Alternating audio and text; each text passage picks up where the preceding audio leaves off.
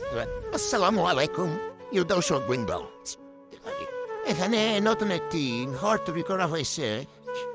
তো এই ঘর তৈরি করার শেষে অতিরিক্ত যে ইটগুলি বেঁচে গেল, সেই ইটগুলি বিক্রি করে দেওয়া হয়েছে। তাই ইটগুলি নিয়ে যাওয়ার জন্য ঘোড়া গাড়ি নিয়ে আসছে। ঘোড়ার গাড়িতে করে ইটগুলি নিয়ে যাবে।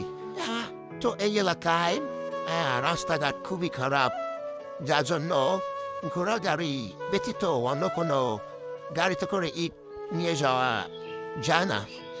মানে আপনার অন্য কোনো গাড়ি চলাচলই করা যায় না, তাই ঘোড়া গাড়িতে করে নিয়ে যাবে। গাড়িতে ইট লোড করা শেষ, এখন গাড়ি নিয়ে চলে যাচ্ছে। এই তো আমাদের এরিয়া থেকে বেরিয়ে পড়ছে, এখন গাড়ি নিয়ে চলে যাচ্ছে।